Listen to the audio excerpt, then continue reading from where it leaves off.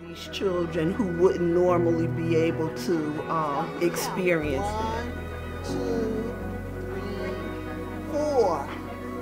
Four now.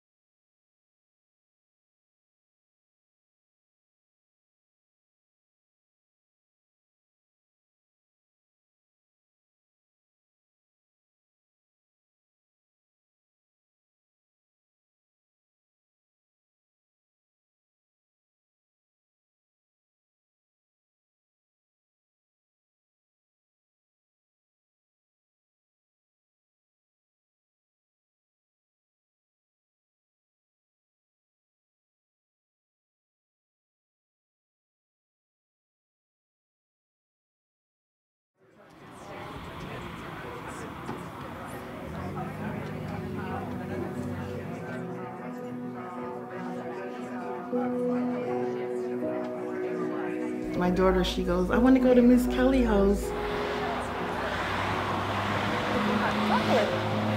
10 o'clock at night, it's time to go to bed. I want to go to Miss Kelly house. Like she's stalling to go to sleep. I like your hair. Like, I know it's daycare, but I don't look at it as daycare. It's like she's kin, all our kin. Like she's kin to me. Like, okay, let's go over Auntie house. I see children looking at me. I see children looking at me. Hi, my name is Lakia Moore. I am a parent of all our kin. My daughter goes to daycare. My daycare provider name is Kelly, Miss Kelly, Deborah Kelly. You all are doing wonderful building. With the children, I want to give them the best I have to offer. And I like being a provider because I get to let these infants and toddlers explore and create from nothing without technology. He got in the tub to take a bubble bath. See the bubbles? They go pop, pop, pop. My mother raised my brother and I as a single mom, and she taught us it's not where you live, it's how you live. And I feel like all the good parts of that I want to give to these children who wouldn't normally be able to experience that. 1, 2, 3, 4. 4 now. 4 little monkeys swinging in the tree, teasing Mr. Alligator. Can't catch me. Say I drop her off at 8:15. I don't leave till like 8:30, 8:40. It's just she's telling me so much information about Nevaeh, what she learned and what she ate, and we're working on potty training her now. So she let us know if she went to the bathroom. Oh, I get excited.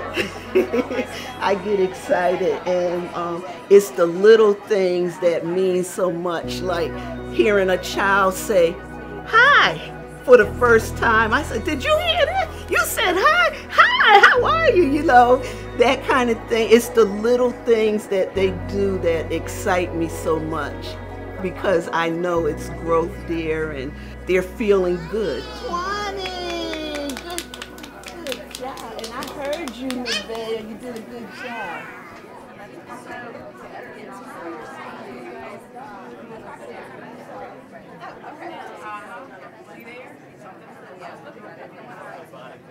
Okay, so do I then, when I finish, I was going to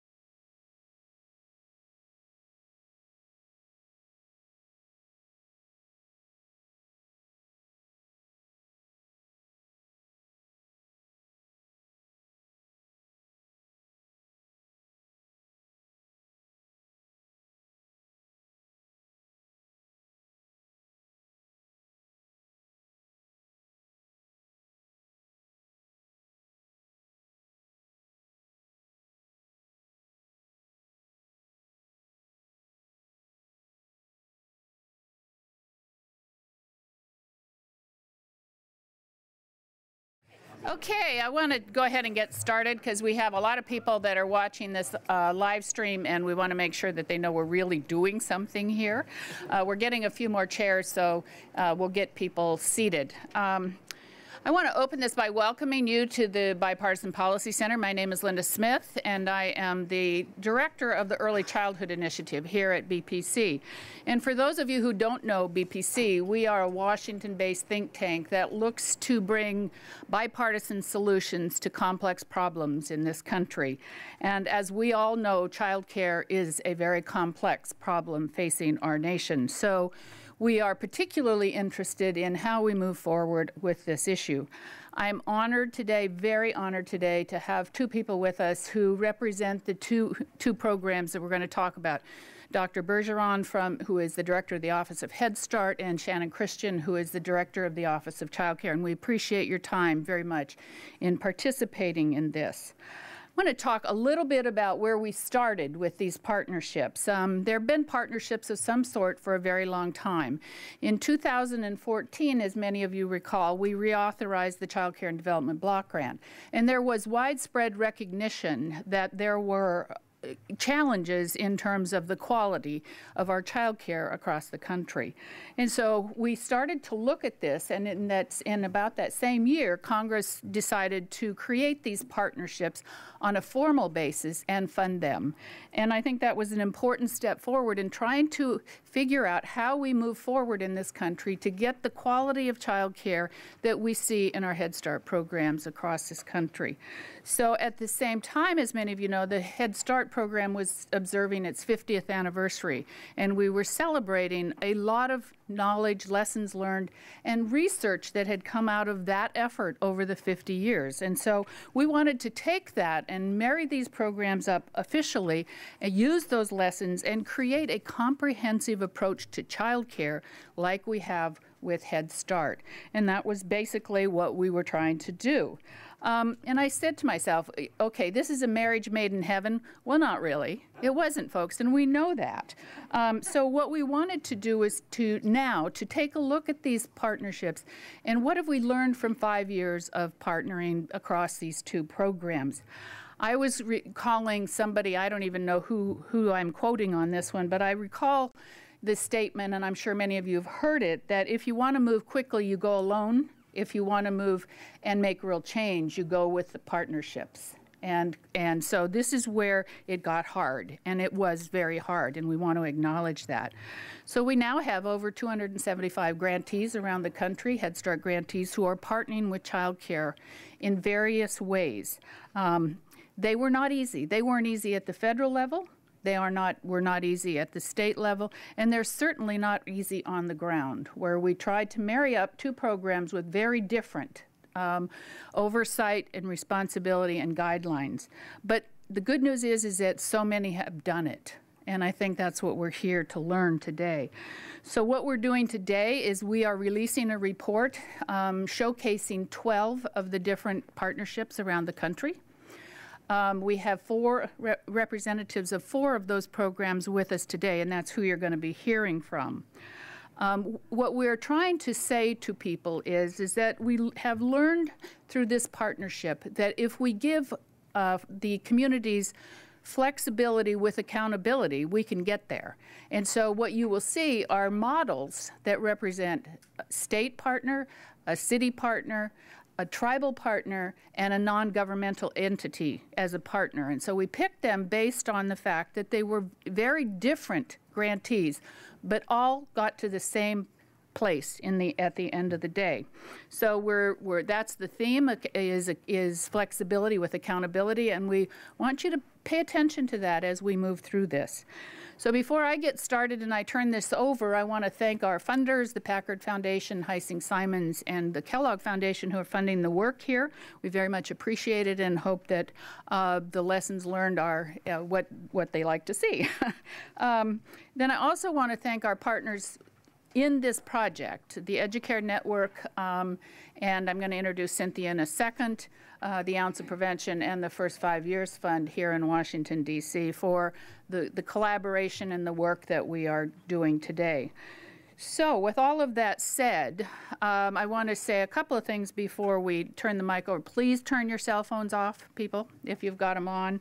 And the bios are in the packets that you all have, so we will give very short bios of the speakers, but try not to get too far in depth because we want this to be a substantive conversation. Then I want to tell you that we will be taking questions both from the audience and via live stream. And so when we get through the presentations, we'll have plenty of time for you all to ask them questions. So with that said, I'm going to introduce my colleague and partner in crime, Cynthia Jackson, who is the Executive Director of the Educare Learning Network. And she will give you a few remarks, and then at the interim, Sarah Rittling, who is the Executive Director of the First 5 Years Fund, will do the transition for us. So that's how we will work. There'll be 2 panels. So, Cynthia.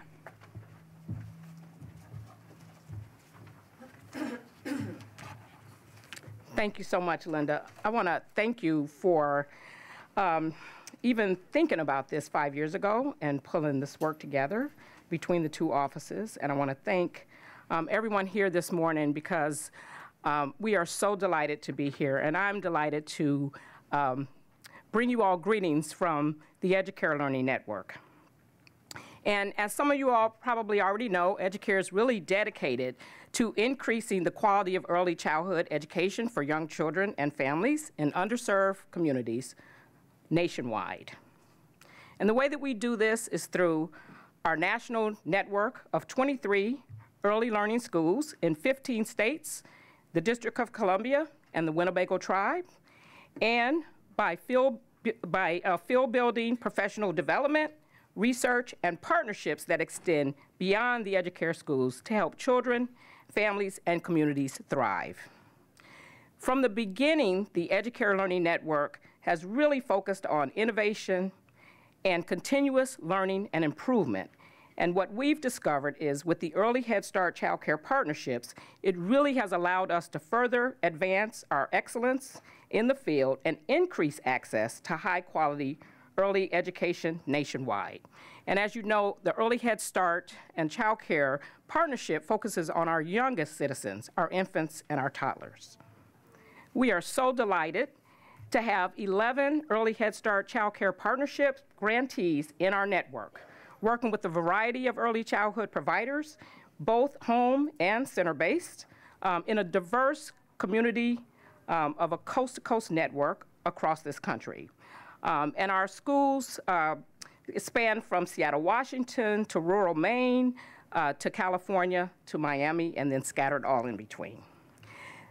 As Linda said, there's been an evaluation that they've completed here at the Bipartisan Policy Center. And in Educare, we've also completed an implementation study of the 11 Early Head Start Child Care partnerships that we'll be sharing today as well.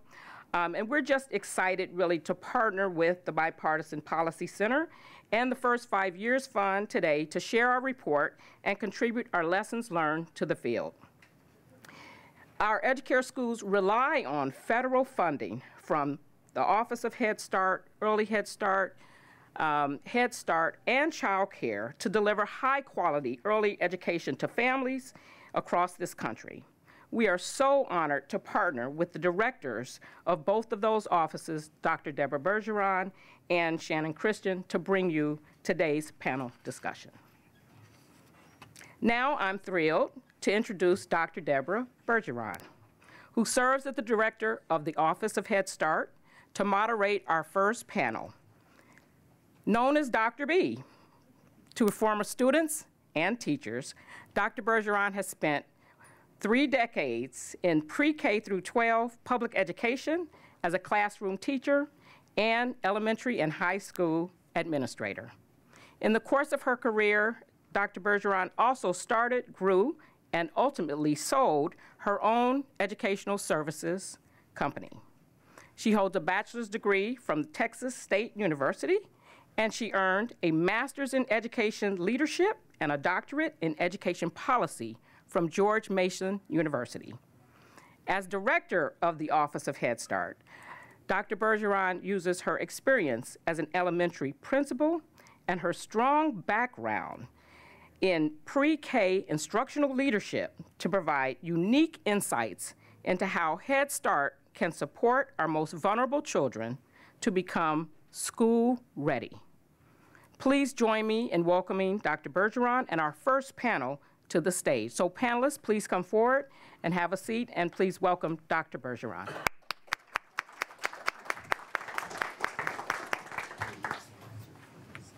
Thank you. Well, that was such a nice introduction, Cynthia. Thank you. And thanks, Linda, for the invitation. So I always think it's important when people shout out my university, Texas State University, just like a little factoid, is where Lyndon Johnson did graduate. And it isn't ironic, it is fate that I ended up in this position. I always find that to be kind of a head scratcher, kind of fun. So I was sitting in that seat and I was looking at the screen before we started. It said January 16th, and I thought, today's my son's birthday. He turns 22 today. So I'm gonna say, happy birthday, Connor. And then everyone's gonna wonder why I'm wasting time on that. But let me tell you something. 22 years ago, someone put a little baby in my arms, and I have 4 kids, so they were the 4 best days of my life. I don't want to call one out. But when that happens, you just have this moment where you say, I'm going to do everything I can to make your life as great as it can be. And I don't think that feeling is unique to any one type of person. All parents feel that way. So I come to the work of whatever I'm doing related to children, whether it's K-12 or this early Head Start work, or talking about childcare as it relates to supporting children from that standpoint. I know parenting is like the great equalizer, because it doesn't matter where you live or how you live. Taking care of your children is an instinct that we all have, and being able to support parents to do that the best they can is really important. I also was reflecting on, I've had the opportunity to visit dozens and dozens, I'm actually counting them up, Head Start classrooms in the, 9 months that I've been doing this.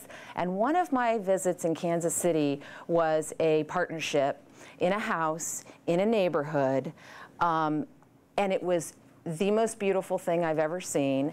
They had a waiting list of something like 20 children to get into this program because it had such a good reputation.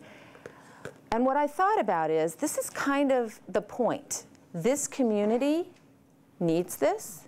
It makes sense for the community to partner with Head Start, and so it's working. So I think at the end of the day, when we say, you know, it's difficult, this has been hard, does it work? We're gonna hear a lot of good stories today. I think it's like everything else that Head Start does. It's founded on the basis of community. So if the community needs it and it makes sense, then it's probably going to work. So I think as we go forward, I just kind of reflect on that, and I think that's a good place to start. I do want to introduce my panel. I have Ariel Ford. I don't even know where you guys sat. Okay, Ariel. Sorry. She's the director for the City of Chattanooga's Office of Early Learning. In this work, she's charged with creating a system that works for children and families, and previously she worked for the Delaware Department of Education and was a county-wide director of Child Care Resource and Referral Agency. And I think it's important to note that the Chattanooga program is unique, and I think you're going to learn more about that today. And then we have Phil sitting right here, who is on the boots on the ground, runs the program, Chambliss Center for Children in Chattanooga, and he has been involved in local, state, and regional and national early childhood advocacy, and was recently appointed by the governor to serve on the Tennessee Commission for Children and Youth, and that's no surprise. He has been doing this for decades and has sort of had the vision of partnerships long before partnerships became a real focal point. Head Start's been doing partnerships for a long time. That's not anything that's new, but highlighting it, I think, was a day when he said, finally, which is great. And Carol Hartman is sitting next to me here, and she's the Director of Policy and System Reform at Georgia Department of Early Care and Learning. She has over 20 years experience managing programs for Georgia's young children and their families.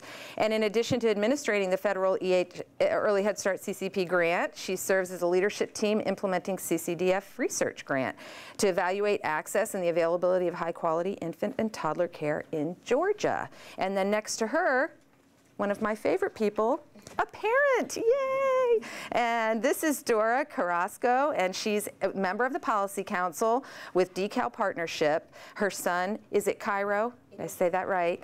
Was among one of the first group of children transitioning from early Head Start family child care homes to Georgia's pre-K program. And Ms. Carrasco became an active member of the Parent Leadership Organization and was elected to serve on Policy Council and ultimately served as the Policy Council president. And I will say that Policy Council is the secret sauce for Head Start. Isn't it just the greatest thing? And thank you for taking time to come, all of you, but particularly our parent. I think we learn the most from our parents. So happy to be here. We're going to start out with some presentations, and you guys, I think, know your order, so not to get too formal here. Yes? Who's going first? Ariel, take it away. Hi. So thank you so much, Dr. B, and thank you so much to all of our panelists and Phil. So the City of Chattanooga has been a Head Start grantee since about the beginning. My understanding is that we were one of the very first grantees back in the day for Head Start. We were one of the first grantees awarded the Early Head Start grant in the 90s, and we were the first-year cohort for Early Head Start Child Care Partnership. So we have a lot of years' experience. We have a lot of history. There are people all through the community who have been served by Chattanooga's Head Start and Early Head Start program. So that's a thing that we're really proud of. Next slide. Thank you. So some quick facts about the Early Head Start Child Care Partnership. Over the course of our grant, we've served almost 450 kids. It's 150 kids at a time. Our whole grants all totaled are 998 children. So about 15% of our cohort is Early Head Start Child Care Partnership in any given year. Indirectly, with other children in the families and other children in programs that are not directly funded through Early Head Start Child Care Partnership, we've served almost 400 children, or 400 children almost are benefiting from our Early Head Start Child Care Partnership. I will say our grant has partnered for 20 plus years, starting with Phil's program, and then expanding to many other programs through the years across Chattanooga and Hamilton County. So those 998 kids are not, the only children served in partnerships are not the Early Head Start Child Care Partnership, but across our whole community. So there are many more children in other grants that are being served or benefiting from Head Start services. It's a little over $2 million. We have 6 partners in this particular grant, and we do serve one community, which is Hamilton County in Tennessee. So we're right on the border of Georgia. We're 2 hours away from our Atlanta neighbors, and so we've been talking about how we need to visit more. Next slide. I'm actually going to let Phil talk about this slide. So the programmatic improvements, things that we did to support our partnerships as we got the grant going. I think Phil is the best person to talk about that, not me. So I'll turn it over to you. Well, thanks. As Ariel said, we've been partnering with Head Start for about 20, 25 years, starting out with Head Start, and then we opened some early Head Start classrooms. We're sort of a shared service model to where we have a hub campus that is licensed for about 360 children. And then we have 6 off-site satellite programs that we manage. And we have Head Start, Early Head Start, or Early Head Start Child Care Partnerships throughout that network of agencies that we provide. This Early Head Start Child Care Partnership has given us so many great opportunities, and we knew through our previous experience that Head Start was going to bring to the table their performance standards. They were going to bring resources. You know, they've helped us improve our playgrounds. Now, of course, we're working on the credentialing. We actually have our local community college coming out to our campus and doing classes on campus for the staff from Head Start and our regular child care. And that's the advantage of the Early Head Start Child Care Partnership, is that this sort of like a rising tide lifting all ships, which I think is the basic premise when they initiated this program was, let's take this program, we know what the quality is, we know what the expectation is, we have funding for it, and let's infuse that into the child care community, and by doing so, you know, we will improve not only the credentials of the teachers, the quality of the service to the children, but also that comprehensive nature of Head Start, to where we get the mental health person, we get the family service provider, you know, we get all of these supports for the families. And sometimes even in our programs, we have children in our early Head Start Child Care Partnership classrooms. They might have a sibling that's not in a Head Start program, but just in a regular classroom. They benefit also. So, you know, the overall benefit of this partnership, I don't even think we can estimate or understand the positive impact that this program has on the child care community, from a funding, from a quality, and just that, you know, we've talked for years about those silos of child care, Head Start, and public education. You know, this is merging and bringing us all to the same table, talking more, planning more, sharing training, you know, sharing resources. And ultimately, of course, the children and the families benefit from that type of partnership. So, that what do you want me to say? Yeah. Yes. Thank you.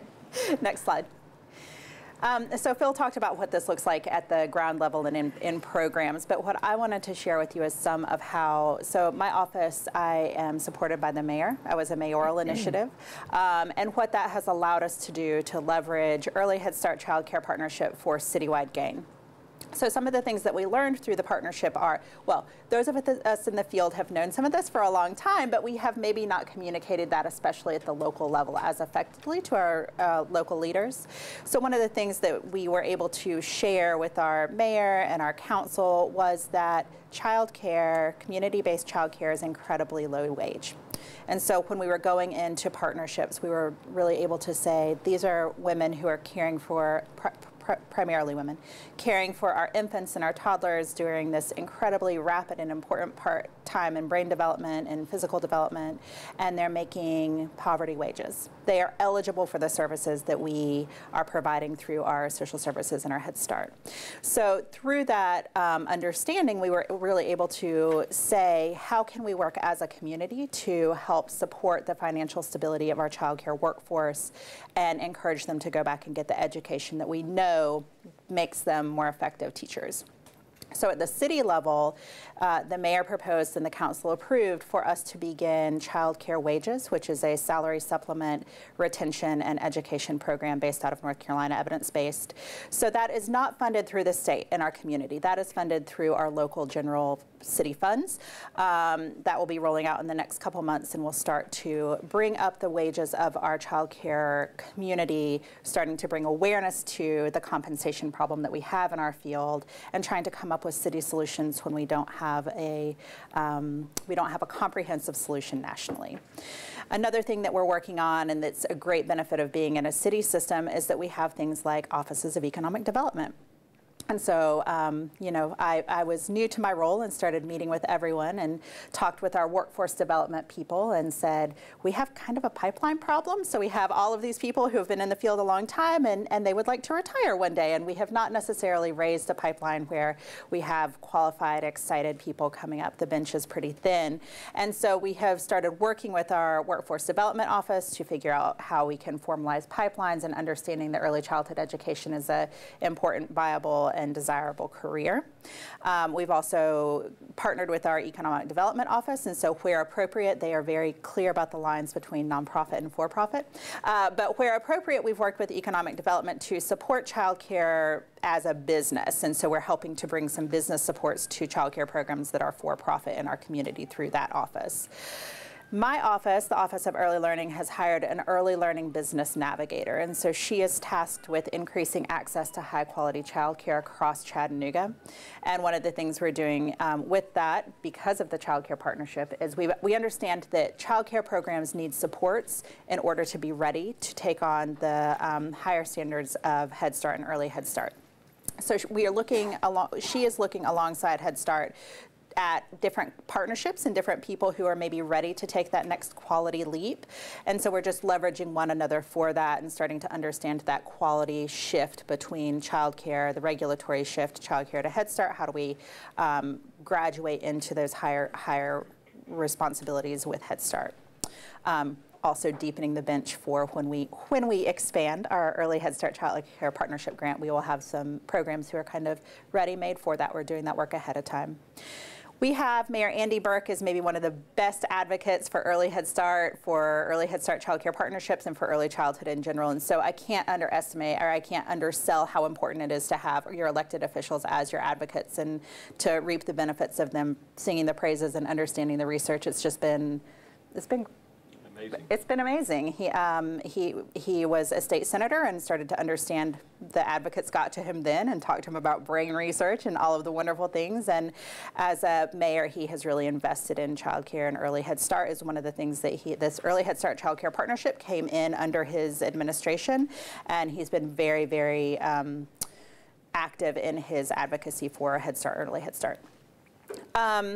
We also, the city has social services, and so we naturally are seeing families who are in childcare, who are income eligible for Head Start, and so we create a natural, very easy referral pathway. So that's a great thing. Being in a city system, we just see lots of families across the city in different agencies, and so our sister departments, we use them and rely on them to support families coming into our early Head Start child care partnership. They're a great referral pipeline for us.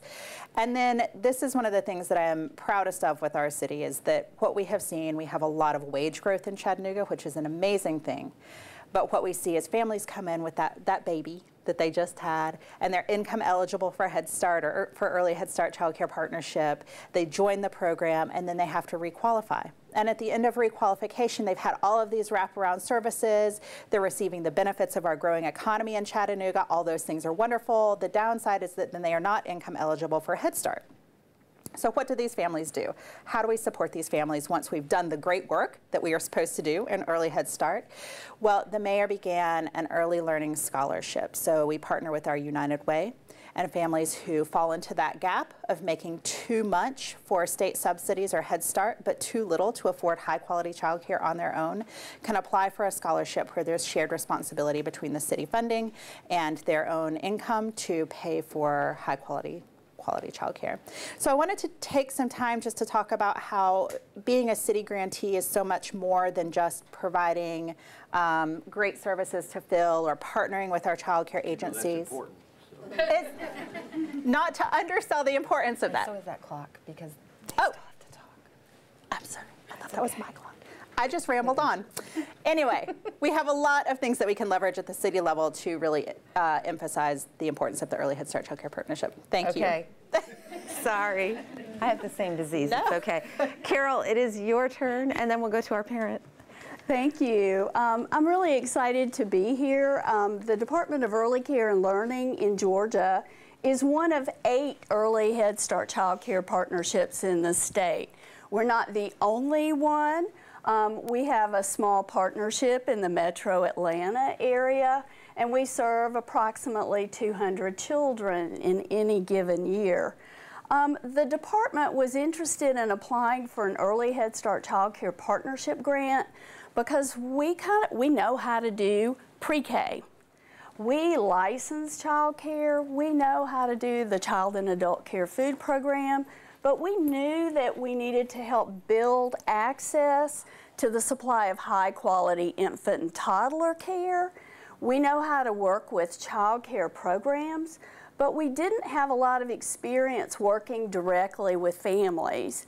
And the early Head Start Child Care Partnership really gave us that opportunity to look at the cost of services, what is needed in order to provide that high quality infant and toddler care. The next slide, please. A little bit about our model. We have 2 early education hubs.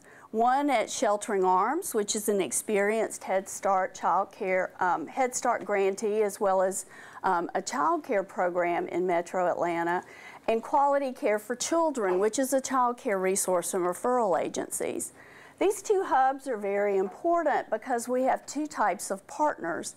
We have 5 child care learning center partners and 14 family child care homes. This was a great opportunity, again, to allow family child care or include family child care in early Head Start. We're the only grantee in the state that includes family child care.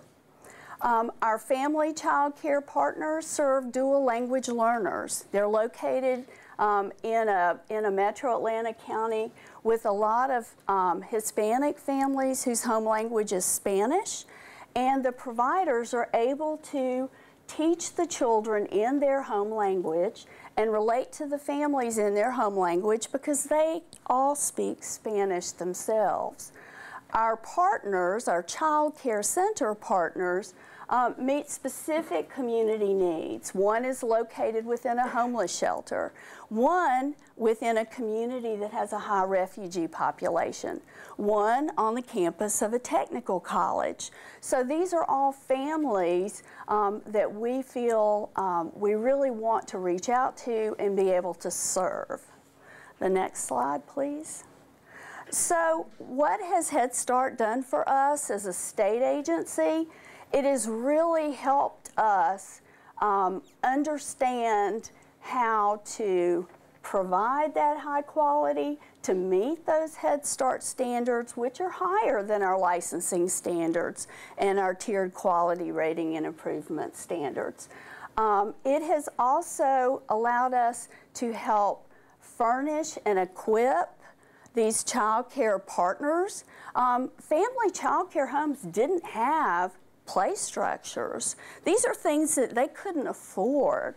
The classrooms are furnished and equipped. We have dual income families in these programs.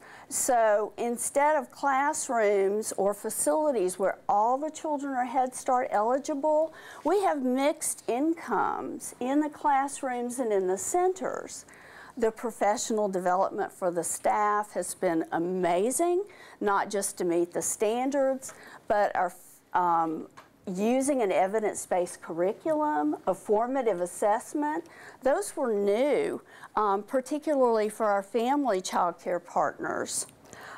We want to make sure Dora gets into before we go to our audience. So can we transition? We can. I will say one sentence because the most important thing I think we learned is working with families and including families in that program governance, in that decision making, and that's where I'm really excited to introduce Dora as a parent but also as a leader in our Early Head Start Child Care Partnership.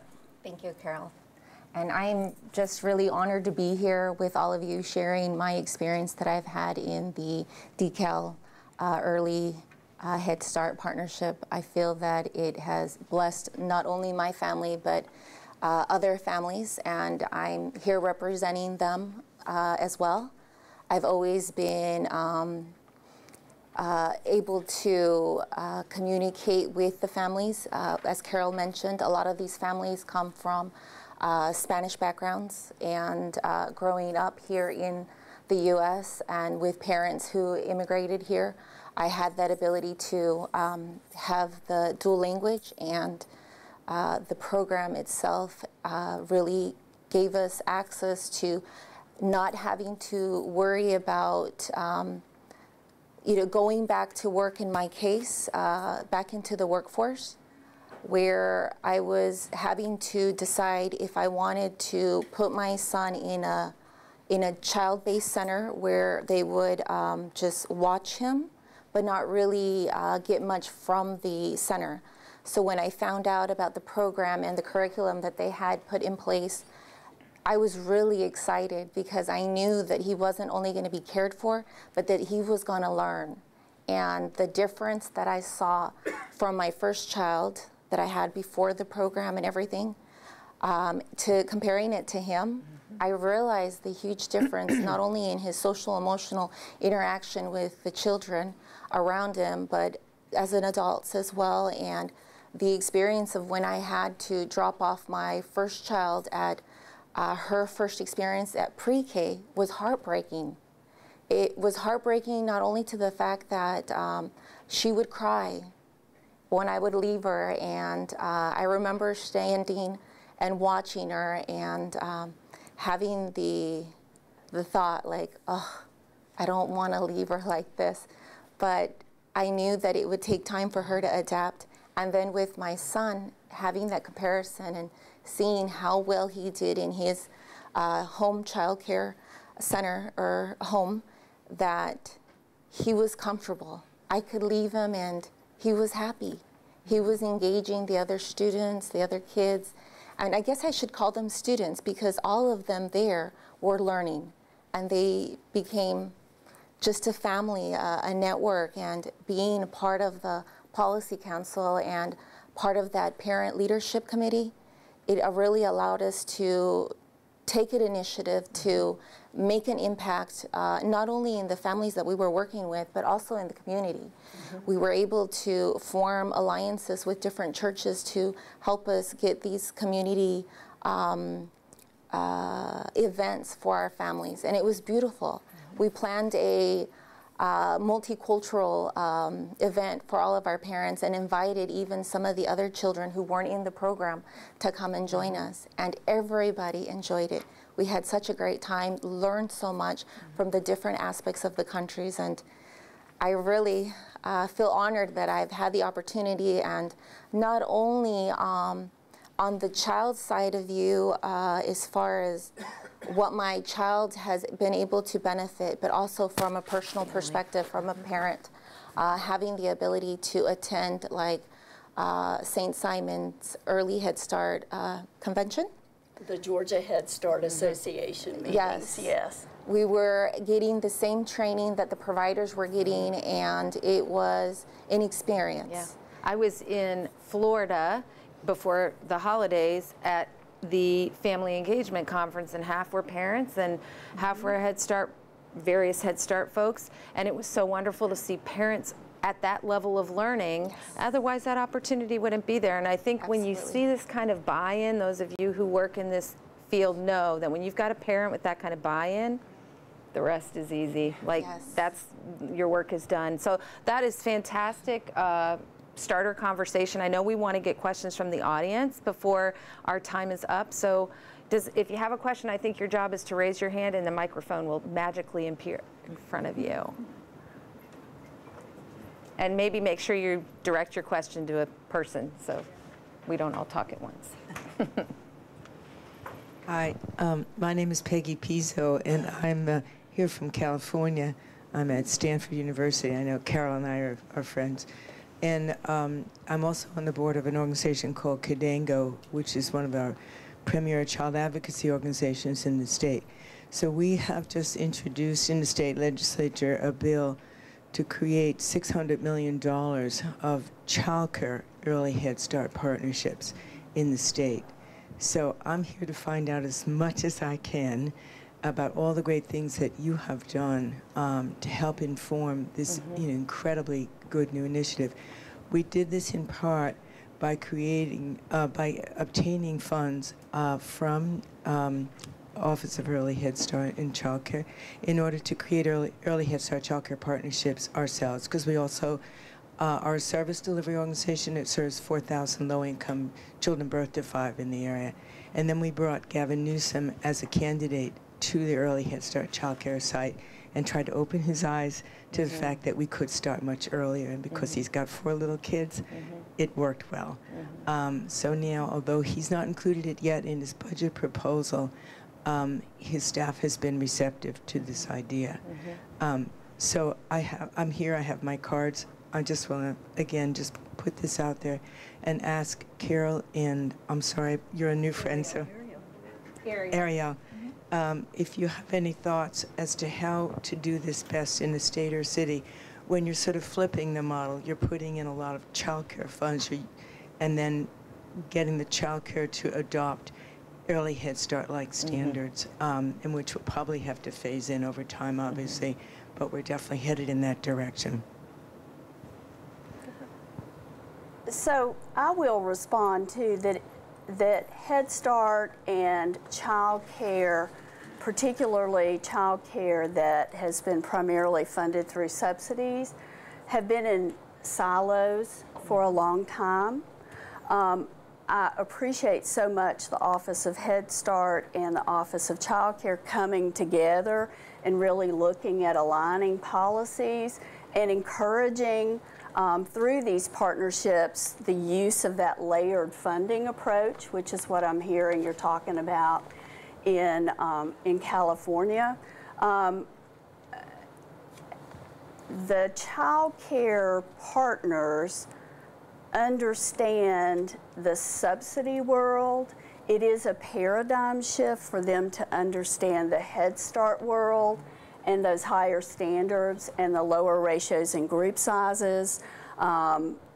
However, the robust professional development, the enthusiasm with which they have come to the table to do this work, because they want to provide high quality child care. They want to provide access to children in their communities that otherwise could not afford to come to their care, is worth it. It's communication, communication, communication. I think bringing him to the site is key, and not just him, but other folks, and often. I think getting that experience, and it's the same story when you're trying to merge standards and people really understanding why write that standard in, what is the purpose of it, you know? They can brush their teeth at home, you know, and then you'd explain, no, they actually aren't doing that, and here's the reason dental care is so important. And when people start to understand, the buy-in is much higher, but they have to understand it at an experiential level, not a theoretical level, I think. You know, I think we're at an opportune time in that the Early Head Start Child Care Partnership was a wonderful infusion, like I say, of federal money and a creation of partnerships between Early Head Start or Head Start and the child care community. And at the same time, CCDBG got reauthorized, and then we got a budget boost. So, you know, we have two streams of funds now moving into communities to support especially low-income quality care. So taking advantage of this moment in time, which is rare in that we have federal money coming from Head Start through that grant, and then we have CCDBG money, and both of them reauthorization for Head Start and reauthorization for CCDBG. Raise the requirements, and so those coupled together should encourage all of us, both the child care community, the Head Start community, to work together to make sure that we're maximizing those resources to provide quality early education so that all children have access to that, and getting both local government as well as state government to work together to move this coin forward. My only concern is that, you know, our CCDBG, or our $5.8 billion that's coming through that stream is 2 years. So, you know, we're concerned about what's beyond that. We're getting ready. This is enabling us to sort of put in place an infrastructure of improving quality, improving partnerships. We want to make sure that continues. I think that's sort of the bottom line question. So. And I think the only thing I would add is just that our work as field experts and advocates is to create conditions for success. So really thinking about what are the conditions needed both in your community and state to make this kind of work successful. So if that's increasing opportunities for education because you have low education requirements in your state, or if it's, I mean, funding is for all of us, you know, what are those specific conditions to your community? If it's that there's not access in rural areas, but there's too much access in urban areas, thinking through what those conditions are and coming up with some solutions to present to people so that they have a platform to stand on. Thank you so much. Any other questions? Hand in the back.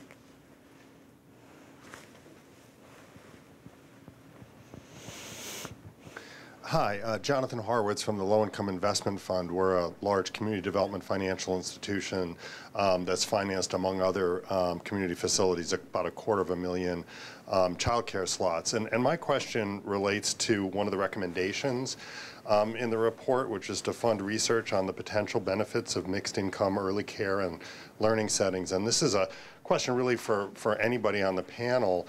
We know in the K through 12 context that mixed income and integrated racially settings produce positive outcomes for low income and minority students at no cost in terms of the achievement of higher income and majority students. I'm wondering, obviously there's research that needs to be done, but if anybody has any observations on whether there have been benefits observed if any of these partnerships have had mixed income settings.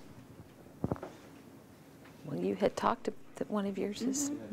All of our child care learning centers and all of our family child care homes are mixed income settings. Children are funded either through the Early Head Start Partnership, they may be funded through subsidy only, through the layered funding, or private pay because of the communities in which they're located. I think what we have seen is everybody talking to one another, understanding. It mirrors the K-12 community.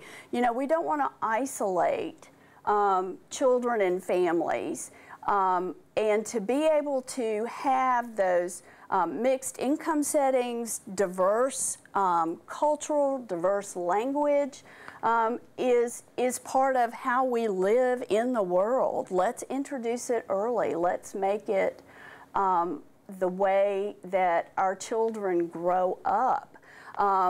We've had very positive learning gains, very positive family outcomes. Families are included in the leadership organizations and in all the parent engagement and the parenting curriculum. I don't care what your income is. When somebody hands you that tiny baby, even if you're an educator, it suddenly hits you that, oh my gosh, do I really know how to do this? And those are the things that are impactful across all of the child care settings and are really markers of that high quality, because we're meeting the families where they are and for what they need, and have access to those comprehensive services and supports to do that well. But, you know, the other critical thing, I think, to make this work is, yes, we need to encourage more partnerships between the Early Head Start Child Care Partnership. I'd like to see it be Head Start Child Care Partnerships. But then on the other flip side, again, you have the CCDBG. States have to increase their eligibility qualifications. Tennessee just moved theirs to 85% of our state median income. So what that's going to do for a family of two, that's in the South, I'm talking South now, keep it in context. This is not California. You know, $3,088 for a family of two, and you're eligible to receive subsidy. So what that does is allow that working middle income people to get subsidy, so you begin to blend those populations together in a child care setting where you have the Early Head Start, you have Early Head Start Child Care Partnerships, you got Head Start, and then you have subsidized children whose parents are up at that upper medium income or upper income that are also eligible to receive subsidy. That's a wonderful model, and this is an opportune time for us to take advantage of that and for all states to increase their eligibility to get those populations together. Always creates a better learning environment, absolutely.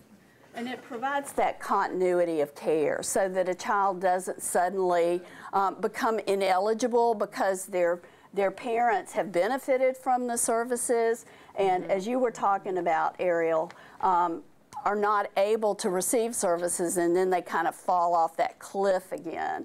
And as a state and as a state agency, we administer CCDBG, the Child Care and Development Fund, and eligibility and the state policies around that. So we have worked very hard to align, to increase the incomes, to accept certain work and education and activities as contributors so that families can continue to stay eligible for subsidies.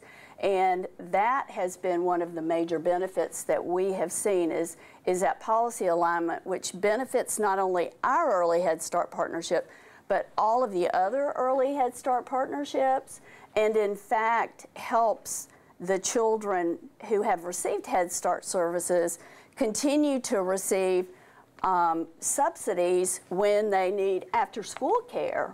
Or when they need summer care because they've transitioned to a Head Start program or a pre-K program. And that, again, is providing that continuity, that seamless service to continue that school readiness education trajectory for those children. Yeah, I think as you can see, this is like only the beginning of the conversation. We could probably sit here all day, but we're not allowed to because that says 0. So our time is up, right? And I think we're getting ready for panel number 2. So I think we're finished, right? Thank you, Linda. Thank you.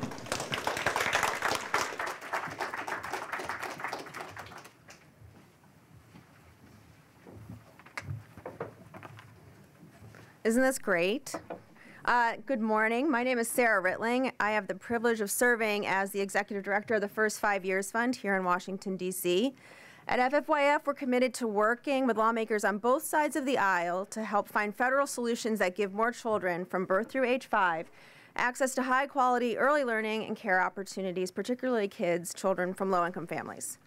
The Early Head Start childcare partnerships are part of a suite of critical federal supports that take a creative and innovative approach to our shared goal of expanding access to quality. What you've learned today and will continue to hear about is the crucial role these partnerships play for children and families across the country, but more importantly, or perhaps more interestingly, is what these partnerships are teaching us about the connectivity within and across states, communities, programs, and providers. And this is why FFYF is so thrilled to be part of today's event. Thank you, Linda and Bipartisan Policy Center and Cynthia and the Educare Learning Network for letting us stand here with you. And we know that this is really only the beginning of what will be an important conversation about how best to take what we've learned from this program and work together to improve and expand the partnerships moving forward. In just a few moments, you're going to hear from a few community leaders and providers about some of the successes, challenges, and lessons they've learned through their work with the Early Head Start childcare partnerships. And to facilitate that conversation, I have the pleasure of introducing someone who has spent her career dedicated to ensuring more children have access to high-quality care, educational, and developmental opportunities they need to succeed in life. The Director of the Office of Childcare at the Administration for Children and Families, Shannon Christian. Shannon previously served as the Associate Commissioner of the former Child Care Bureau at ACF, where she advanced President Bush's Good Start, Grow Smart Early Childhood Initiative and shaped the office's research agenda to better support state policy and spending decisions. Committed to effective prevention strategies, Shannon oversaw the launch of Illinois' home visiting program and was an active board member of Be Strong Families, a Chicago-based national nonprofit. Early in her career, Shannon was part of former Wisconsin Governor and HHS Secretary Tommy Thompson's welfare reform team, serving as head of the planning section in the State Health and Social Services Department's Office of Policy and Budget, and as senior advisor to the Secretary of Workforce Development. Shannon has a beautiful resume of degrees, and I'm going to let you refer to your bios on that, but I would like you to join me in welcoming Shannon and panel 2, which is second in importance. Thank you. I was glad to hear the conversation start to turn towards system building at the end, and want to weave a little bit of that into what we do here. As most of you know, that subsidized childcare happens across all types of settings with enormous differences in quality and funding and variation among providers. So to me, improving affordable quality childcare options for all working families is a constant concern. I think that as you also probably know, we don't reach anywhere near all that qualify for CCDF. It's about 15% of the eligible if you look at the federal rules, and about 25% if you look at the narrower state rules. And you don't know for sure that they all want it, but if they did, they qualify. So there's a long ways to go. And so I thought it's worth mentioning also the preschool development grants birth to 5 that just went out, because almost every state applied for those. And with that, the opportunity is to take that money, which is mostly about needs assessment and planning for the first year, and think about how all of these funding streams and programs could come together in ways that benefit the broader field and not just the people who get partnerships. And some of these alignment issues that you mentioned are federal problems, and we need to hear about that. And some of them are choices that states have made within the flexibility of federal programs and other programs that are under their control. So having you at the table talking about that is really important. It's was $250 million a year, and it's a 4-year program, but there'll be another competition next year for the states that are wanting to go forward with what they're doing, and it'll be a little more competitive. And one of the things we're going to be watching for is how much real system building and integrated governance and leveraging of funding streams and more integrated approach have you really managed to pull off, or at least get started. So with that in mind, it seems a little more hopeful to talk about what we might be able to do than just thinking about spreading partnerships. I think there's lessons embedded in there that could probably help all of us. So that's my interest in being here, besides a first front row seat at learning what you all have learned. But so I'm going to introduce my panel right now. Right here is Sherry Ratcliffe, who serves as the Executive Director of the Delaware Child Development and has managed the Delaware Child Development programs since their inception in 1997. She oversees the Childcare and Development Fund which is my program, the subsidy program, for the Delaware Tribe of Indians. Ms. Ratcliffe and her team have spent the past few years improving the quality of programming by evaluating teacher practices, developing processes for tracking improved classroom processes at the infant and toddler level, and improving stronger parent support systems. So welcome, Sherry. Candace Kitai is the president of Delaware Child Development Policy Council and has been involved in their child care development program since her oldest daughter started attending in 2012. Candace served as a council member for the Delaware Child Development Curriculum Committee, and in September 2018, Candace was selected to serve as president of the Policy Council for the Early Head Start program. So welcome, Candace. Gladys Montes is the vice president of the Center for Excellence in Early Education. Ms. Montes joined the United Way of Miami-Dade in 2004 to spearhead the creation of the United Way Center for Excellence in Early Education and its demonstration school. Today, that center is an internationally recognized teaching and learning center for both children and adults, committed to elevating quality of early care and education for all children. So welcome, Gladys. Elizabeth Pena is the director and owner of Tiny Kingdom Learning Center. And as a small business owner in Miami-Dade County, Ms. Pena is striving to give back to her community. Located in a community that is predominantly made up of migrant workers and people living below the poverty line, Tiny Kingdom Learning Center's mission is to provide a strong developmental foundation for all children. So I know you each have unique contributions to add to this discussion, and we'll get started with Sherry, who's going to give us an overview. Okay. Well, thank you for allowing me to be here and share a little bit about our program. We operate a tribal CCDF program that recently received the Early Head Start Child Care Partnership grant. So we were an existing child care program layering Early Head Start on top of our already services that we were already providing. In addition to that, we were able to contract with some other programs in the community that we knew were wanting to improve the quality of their programs, and that we knew children were there that we were paying subsidy to through CCDF. So we were able to help them to infuse quality into their program by purchasing equipment and contracting for some Early Head Start slots, helping them lower the ratio. So we kind of have a lot of different service models that we work with. We currently serve 96 children directly with our Early Head Start funding, and all total we serve about 214 children, soon to be 260 once we get finished construction with the center that we're adding on to.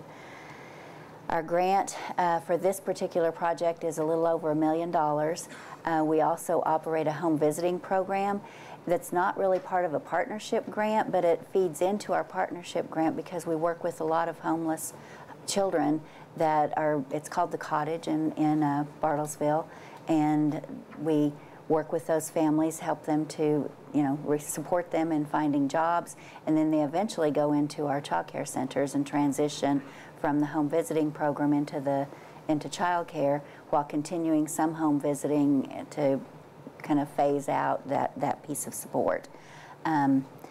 So we currently partner with 9 different programs. We have 4 child care centers, 3 of them that we directly operate, and then we have 5 family child care homes, and we directly operate 3 of those family child care homes as well. 1 minute. We serve 3 communities in Bartlesville, Owasso, and Claremore, and I was told I just have 1 minute, so I'm going to go to areas that I feel like are important, and that's part of our professional development model. I think is a strength of our program, as well as some of the other families or people have talked about it being a mixed service delivery model with early Head Start families and non-early Head Start families. But our professional development model, since we were child care, we couldn't close our centers because parents were working, which is what the typical Head Start model is.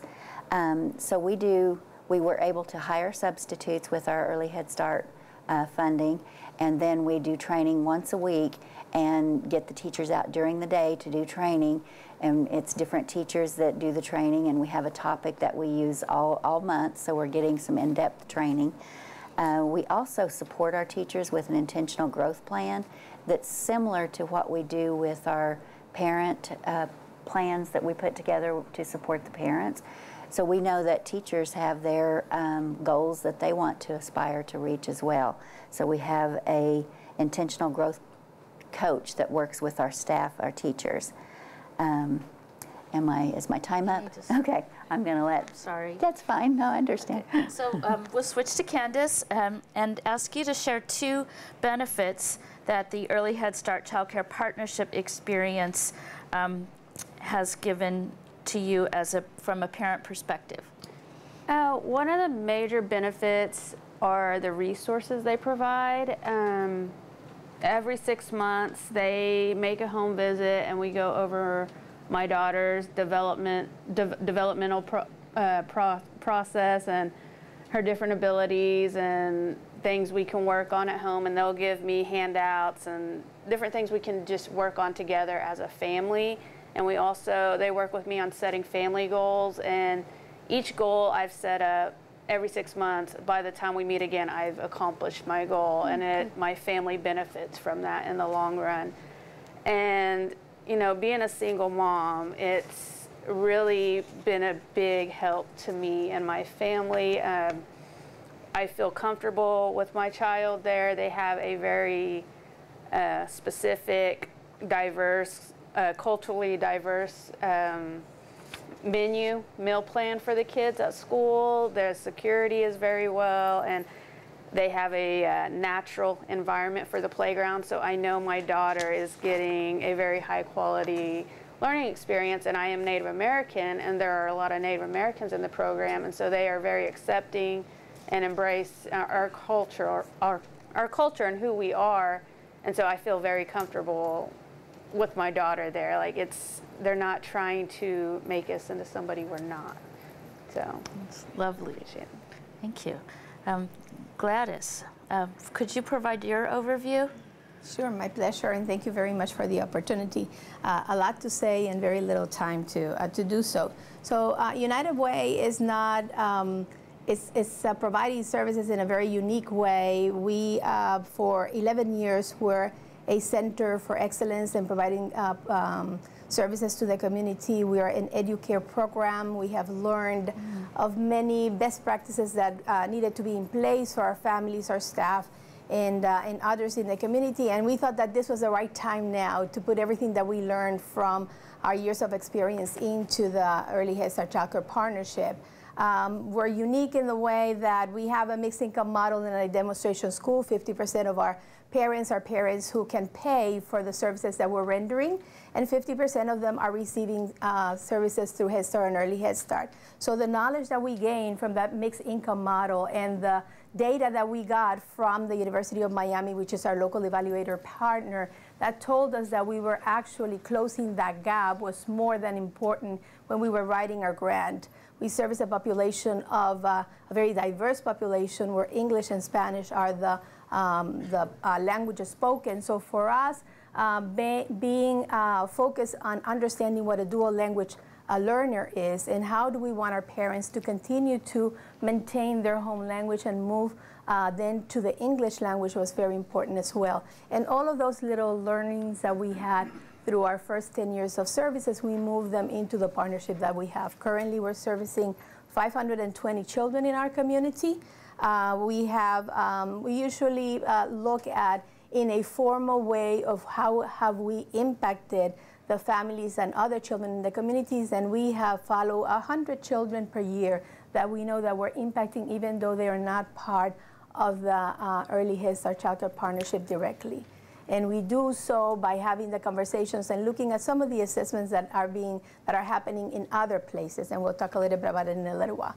We have 21 partners. Out of the 21 partners, 5 are family childcare homes, 16 are center-based programs. Out of the center-based programs, we partner with a shelter, and so we are a childcare, an early care and education program within the shelter. 2 are non-for-profit organizations. We have 3 Miami-Dade County public schools, and we'll talk about that really quick, and 10 community partners. And what we try is that we try to identify the different communities and populations in Miami-Dade that needed our intervention, and we try to partner with them. We are in 7 communities of need in Miami-Dade County. Next slide, please. So talking really, really quick about things that need a lot of time and a lot of information. Our model was to find a program that would teach teachers or practitioners, as we call them, in the community and would take them where they are.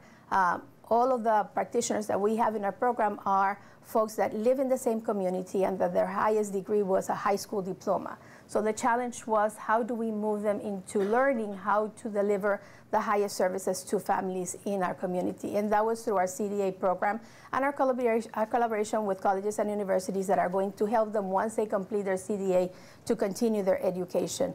And one of the very unique things that we have is the existence of the EduCare Center, which serves as a demonstration school, where the teachers and the practitioners from other programs can come in and spend time and we can exchange. So we send our staff to the partnerships, and the partnership sends their staff to us, and they get time to spend in the program that has been already vetted by years of investigation through the University of Miami. And I think that that is one of the things that has helped us the most.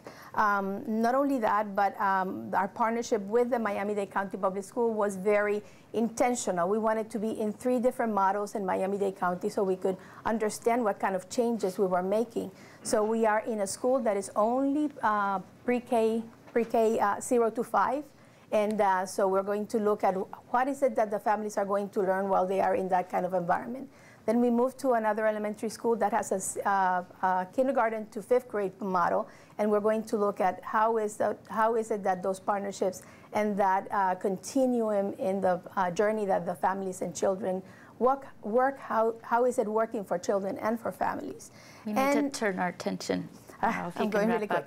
And the last one that we have is one that is until 8th grade, so we look at that. As we're moving to my partner in crime, Elizabeth, which is one of our partners in the community, I think that one of the things that we have done and that we continue to learn is that we measure the interactions that the teachers are having with the children through the class. So every one of our staff has been measured in a baseline from the time they begin working, and we do that every single year. And that informs us of what is it that staff is in need so we can provide.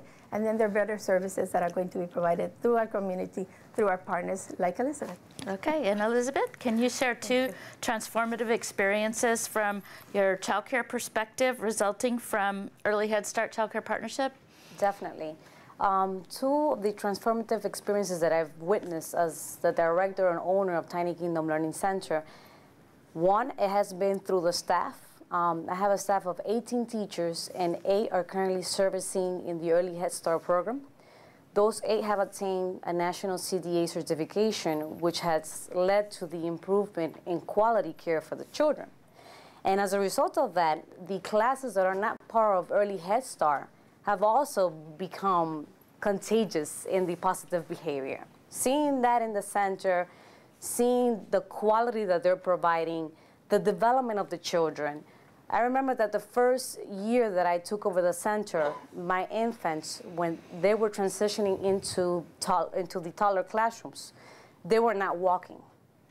But after the partnership with United Way and Early Head Start, when they were 9 and 10 months after the first year, I had to run to get a lock to make sure that the kids were in the room because they were opening the doors and they were walking. And that's because education builds awareness in the minds. And the teachers putting in the time, bringing in the resources, being more conscious, are providing that improvement and quality in childcare for those children. The other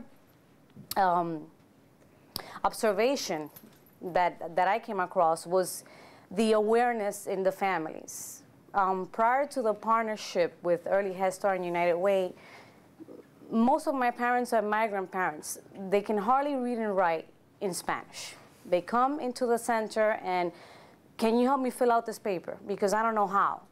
And the fact that Early Head Start has come into the center, they've brought in educational resources, screening and assessments. If a child is flagging, we're catching that child on time. No child is being left behind. We're educating the parents on how to handle this, how to provide those resources so that this child is receiving assistance in a timely manner. And the fact that the community itself, they're more aware of the center because of Early Head Start.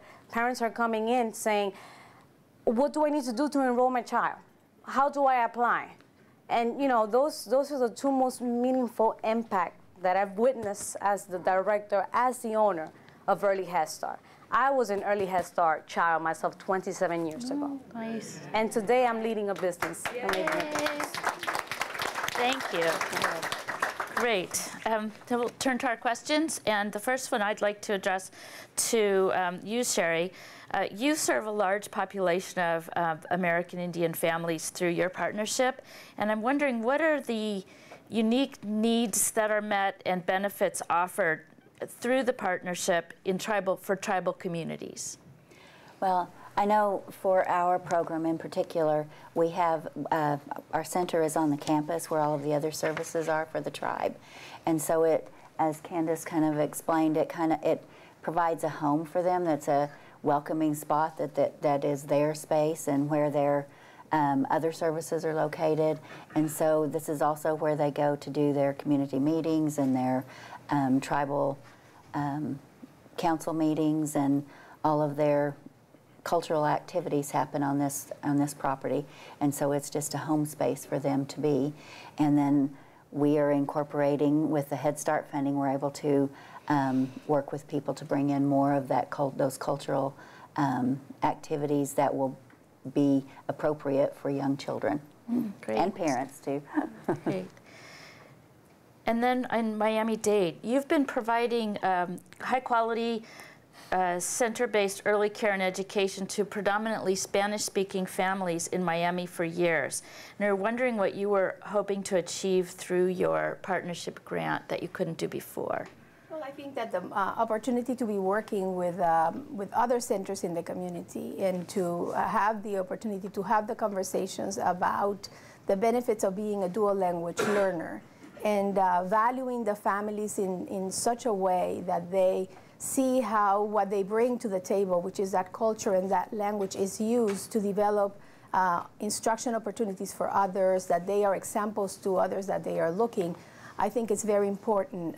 We have the obligation and the responsibility to maintain the language of those children in the home at the same time that they're learning English, because we don't want to break that communication that they have with the family that they're living with, and we want to make sure that that social-emotional development and transition from the places that they came to now the United States, where the main language is English, is taken care and is taken in consideration when we build programs. So I think that the most important thing is that having the opportunity to have the conversations, to be able to show through numbers and through research that we are sharing with the University of Miami, with the EduCare Network, that there is a way in which we can continue to build these citizens, and that they really can have that dual belonging for the place that they are coming to and now to the country where they're living. Great, thank you. Another question that came up in the earlier panel is the spillover effect on the toddlers and families in your communities beyond those that are eligible for the program. So can any of you, if you want to speak up, talk about how the partnership is benefiting those children that are outside the program, that are not the actual formal partnership children? It's creating a sense of awareness within the community. They're understanding better what quality care should look like, and it should be. And it doesn't mean because you come from an underprivileged background, you should be limited. We don't choose our socioeconomic status that's assigned to us at birth. And those parents, by witnessing this firsthand, are speaking among each other, and they're creating that sense of awareness where there's a rising demand in terms of, I also want that for my child. How can I get into it? How do I apply? And that's the importance, educating the families. And I think, when we are sharing all of the results that we have through the experiences that we have with all of the parents that are in those centers, it's not only about the classrooms where the Early Head Start Childcare Partnership is. That is a way in which we share the resources, because when we put a new playground, it's not only used by our Early Head Start children, it's used by all of the parents. So we have a meeting where there's a person who's going to come in and give a chat to the families. It's for all families, it's not only for one family. So slowly but surely, what we do, like Elizabeth was saying, is creating the awareness of what every child has a right to. And parents become advocates of their children. It really doesn't matter in which program they are, which I think is something that is going to follow them, not only while they are in that 0 to 36 stage, but they're going to be able to carry that kind of feeling throughout the education of the child. So it's a very important opportunity that we have. Great. We were able to lower the ratio for all children in our centers, the ones that were not Head Start, the ones that were private pay, and then the Early Head Start children. So they all benefit from that lower ratio. They all benefit from the teacher education, and they all benefit from the parent support. And we also include and find resources to, when we do the developmental screenings, we do those ourselves. So we do developmental screenings for everyone, but we also get vision and hearing screenings for everyone too. That's in our centers. So they've benefited quite a bit from the program, and things that early childhood programs should be doing anyway. They just don't have the resources to do it. So the children are in the same classrooms, or are they in separate classrooms? They're in the same classrooms. And for you as well? Okay, so that's great. Then the last question that I want to ask goes back to that system building piece I was talking about in the beginning with the PDG birth to 5, and then also that almost all states applied for and received, and then also you can think about what the tribes got is a 300% increase in their funding in both fiscal year 18 and 19. And for this and the CCDBG increase that was mentioned earlier, it's at the discretion of Congress each year to decide if this goes up. It's not 2 years and over. It's just that we have to see every year if it's included. So it's a little bit of an unknown, but I don't think that should stop anybody from doing the best they can with what they've got. So I was wondering from you, what lessons or insights do you have for others who are trying to add access to more comprehensive services through childcare settings, and if that's working for you, and if it's tapping into or leveraging other funding streams, kind of along the lines of what Chattanooga was talking about, but it could happen differently in every location. So have you learned pieces that you can share? We're contracting with centers in the community and family child care homes, and using some of that CCDF funding as well, because that wasn't in our original Early Head Start plan. But we know that we contract with those centers with CCDF, so we pay subsidy to the centers. And so we are enrolling the Head Start children as they're eligible, but it benefits that whole center just like what we are doing. But this was a center that the children are going to be there anyway. So if we can infuse some quality into that program, or any of the programs, then everybody's going to be better off. We hired a staff person that supports that center, and then our family child care homes that we contract with as well.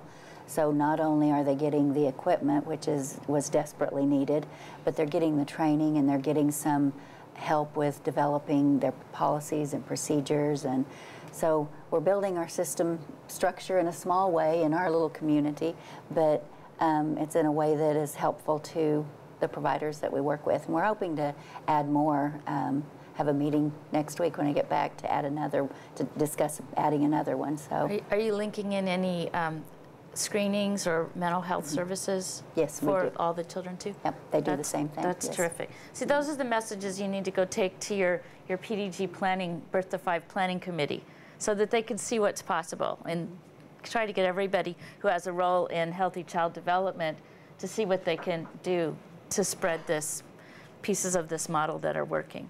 I do want to say the tribes have been invited to the PDG meetings in Oklahoma too. So. Excellent, great. And you know, I wanted to mention that it is not only about the dollars that we receive either through the federal government or the state government. If you understand United Way, we have been community builders for a long time, working with businesses in the community, and I think that the awareness that we're bringing to the private sector, that business community, of what is it that children need and how at the end of the game they are benefiting from it, because we're going to have a workforce that is going to be able to go ahead and produce, that we're going to have families that are going to be able to go and do what they need to do at every one of these corporations, because they have safe and secure childcare. So they tend to understand that their contribution to our programs are going to be so important for them to be able to do what they need to do. So we need to talk not only about the dollars that come from the federal and state level, but we need to think about how are we including the business community into our conversation, and how do we make them aware of the responsibility, that social responsibility that is needed in order for us to continue the work that we need to do.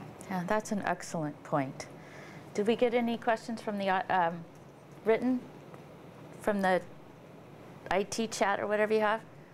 If not, then let's go to the room. In the back?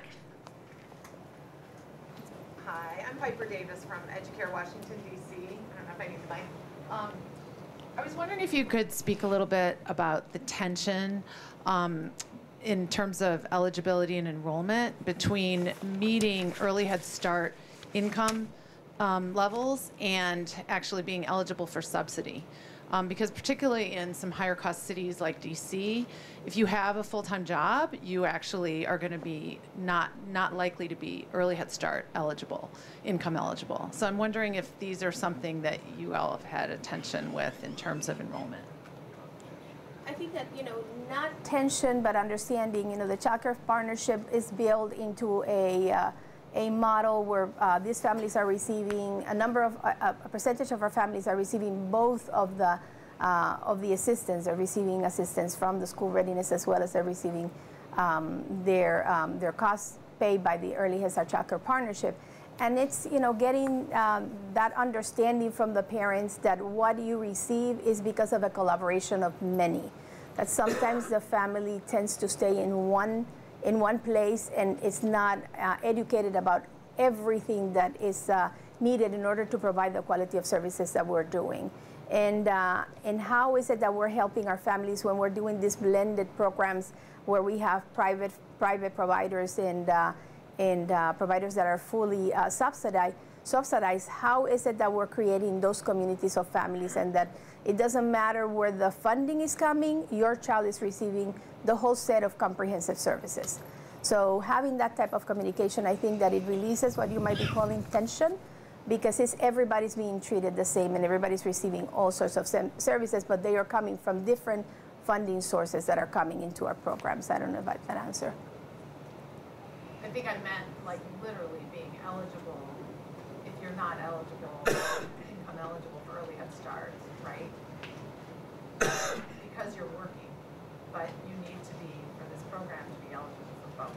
And that's the tension between those two eligibility standards that might be hard to... I don't think that we have it, but you know, I'm going to be thinking about it, and I'll get back to you in a minute.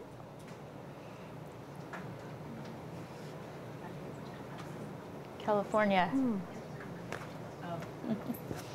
Oh, thank you so much. I know I don't have the loudest of voices, so I actually worked at 0 to 3 for about 6 years when I lived in Washington after I left the White House, and worked on the early creation of Early Head Start. So I just want to thank you so much for all that you're doing. It's such a passion for me, but also for many of our colleagues. 2 follow-ups with regard to EduCare. I mean, we're also dealing with this issue in California. On EduCare, we would love to have the EduCare model be our aspirational goal. And I just wonder if anyone here has had any experience with dealing with the issue of the cost at EduCare and advocating for that. We are, so, and getting pushback. The other thing is that we're looking very closely at Medicaid as a source of financing. Of course, the governor's proposal has already included Medicaid as a source of financing for both home visiting and for developmental screenings.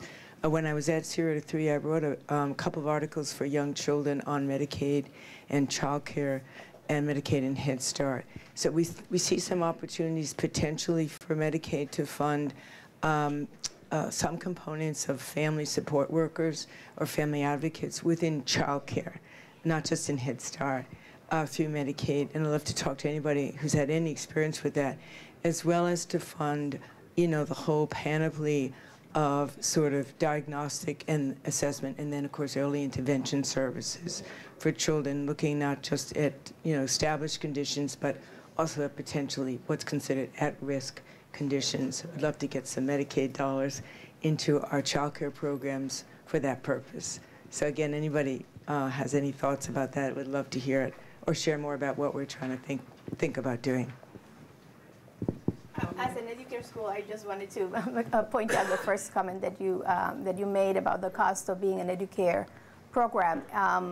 And the way that we position our conversations is EduCare programs are demonstration schools. And it is not about the cost of the service at that moment, but are the ripple effects that a program is going to have in the community. So it's the availability of the program to be an influence on those that are around us, and it's the opportunities that we bring to the community where we are and beyond our communities to provide a first-hand experience for those that are interested in and that are going to come to us, to really learn to be inside the center and to understand how to implement best practices. And we understand that you're not going to be able to come in and put everything in place. But as you know, as Elizabeth was saying, when you are in a program, your changes are going to be, you're going to go through phases. And that's the role that we have in the community. It's more than providing the services to the families that we are servicing, which are, I think, they're at the highest level. But it's how do we influence others to understand what is the impact of those practices in a community? As you know, because you bring EduCare, we're all supported and have a collaboration with a local partner, local research partner. And it is the result of those evaluations, the ones that are going to make the changes. Because it is not only about the story of what happens within the walls of the EduCare, but it's really the numbers that are going to support the statements that we're doing about what a family needs, what a child needs, and what a staff needs in order to grow and provide services to all. And I'll follow up on the second half of your question, which is it is entirely possible to use Medicaid for this. And sometimes your state has to have opted for certain kinds of components of their Medicaid program with the federal government in order to do it. But I would talk to the Ascend project at the Aspen Institute, Ann Mosley and others, because they're tracking a lot of this, and maybe the Packard Foundation. There's definitely a funding stream to tap into that's very exciting. Thank you. And I just want to add that, yes, this conversation and debate about EduCare schools, in particular being so costly, I just want to say that we have to recognize that care for infants and toddlers is costly. particularly when we're talking about high quality early childhood. Again, the benefit of the Early Head Start Child Care Partnerships joining together is that it does provide more resources, more professional development, and on and on. So yes, there is a cost, and we appreciate that question. And we're not trying to have an Educare on every corner in America. We're really trying to partner with our community members and share and spread the lessons learned and the high quality practices across the country in multiple communities. So thank you. Okay, thank you. I'll turn it back to you.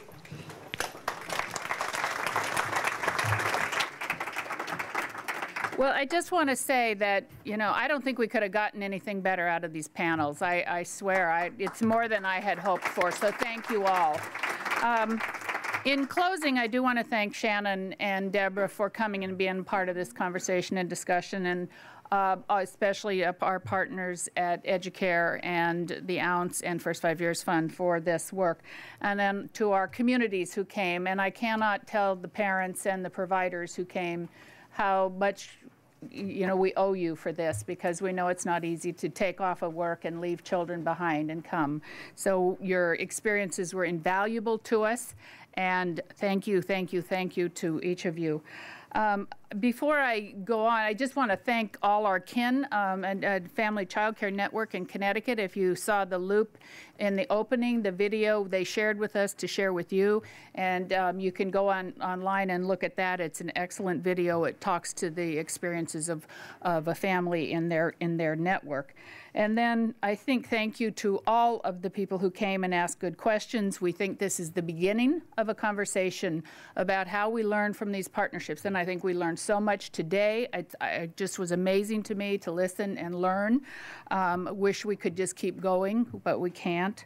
I just want to make sure that I acknowledge the staff here at BPC, and two people in particular, Arabella, who's standing over there, who is the organizer behind all this, and Chantel, stand up, Chantel Meek, who really wrote our report for us and was the intersect for us to all of the 12 people in the actual report itself. So we are going to gather up here for a group photo so that people can start to come up who have been a part of the panels, please. We're going to take a group photo, and then I want you to know that if you want to talk to some of these folks, we have a little bit of time before we need to move on. So if you have individual questions and you'd like to have a conversation with any of them, please feel free to hang around and have some conversations. We appreciate it, and thank you all very much for coming and for asking such good questions. Thank you. So group photo first, before I lose people. Group photo.